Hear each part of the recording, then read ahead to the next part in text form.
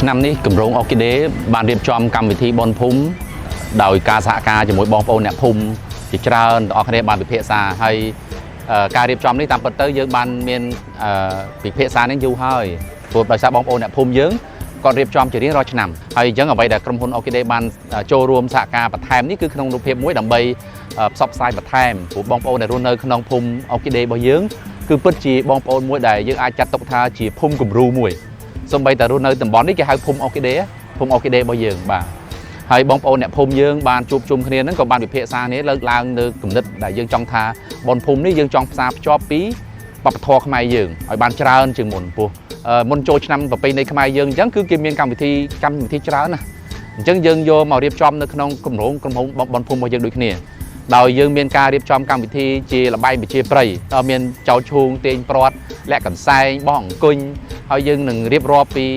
ថាតើការលេងរបៀបម៉េចបងប្អូនចូលរួមរបៀបម៉េចដើម្បីបានសប្បាយរីករាយក៏យើងនឹងច្នៃប្រឌិតបន្ថែមហើយនឹងមានការតាំងបង្ហាញម្ហូបខ្មែរយើងហើយបងប្អូនប្រជាប្រដ្ឋខ្មែរដែលគាត់ច្នៃធ្វើខ្លួនឯងជាផលិតផលខ្មែរយើងបាទហើយcònមានការតាំងបង្ហាញពីវត្ថុអនុស្សាវរីយ៍ហើយនឹងមានម្ហូបមានបង្អែមច្រើនមុខបាទយើងអាចថាថ្មិចកម្មវិធីនេះគឺឲ្យមានភាពប្លែកសម្រាប់កម្មវិធីរបស់យើងបាទហើយក៏មានការរៀបចំតន្ត្រីនៅក្នុងពេលល្ងាចហើយកម្មវិធីតន្ត្រីពេលល្ងាចនោះក៏មានតារាកំប្លែងមានអីផ្សេងៗទៀតដែលយើងធ្វើហើយមានផ្សំ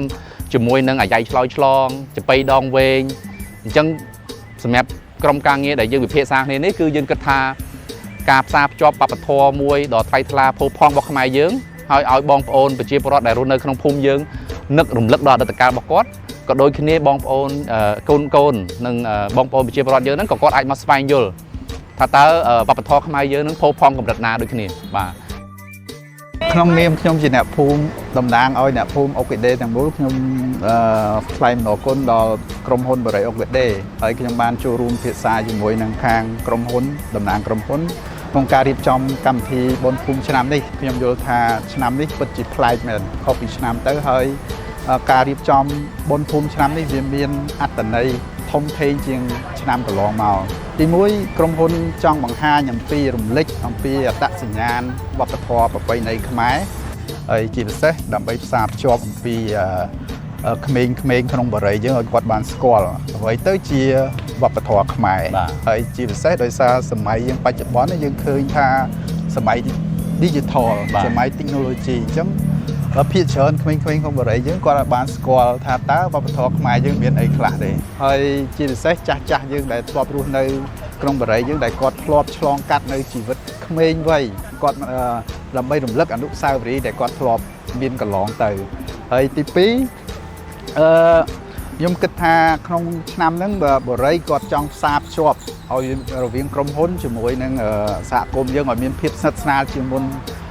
កាន់តែប្រសើរល្អឡើងជាមុនហើយខ្ញុំគិតថាបរិយាយើងជាបរិយាទី1ហើយក៏ជាបរិយាគំរូដែរដែលបានធ្វើពិធីកម្មវិធីបុណ្យភូមិនេះនៅក្នុងរាជធានីភ្នំពេញក្នុងនាមខ្ញុំជាបរិវត្តម្នាក់ដែលរស់នៅក្នុងភូមិអុកគីដេខ្ញុំគ្មានអីក្រៅពីពាក្យថាអរគុណដល់បរិយាដែលបានរៀបចំកម្មវិធីនឹងឡើងដើម្បីឲ្យភូមិអុកគីដេរបស់យើងនឹងវាមានទាំងភាពស្និទ្ធស្នាលទាំងការរាប់អានគ្នាទាំងคล้ายជាគេហៅថាពីភូមិចុងភូមិដល់ដើមភូមិឲ្យស្គាល់គ្នាឲ្យចេះគោរពស្រឡាញ់គ្នាឲ្យចេះសប្បាយរួមគ្នាផ្សារភ្ជាប់បាទរវាងអ្នកភូមិនិងបរិយាហើយអ្នកភូមិនិងអ្នកភូមិផងដែរបាទអញ្ចឹងក្នុងនាមក្រុមហ៊ុនអុកគីដេក៏ខ្ញុំសូមអំពាវនាវសូមផ្សព្វផ្សាយឲ្យបងប្អូននៅក្នុងបរិយាក៏ដូចគ្នានៅជុំវិញបរិយាក៏នៅក្នុងរាជធានីភ្នំពេញទាំងមូលអាចមកទស្សនាមកលេងកម្សាន្តនៅក្នុងថ្ងៃទី5ទី6ដែលយើងនឹងរៀបចំនៅទីតាំងផ្ទាល់នៅទីនេះតែម្ដង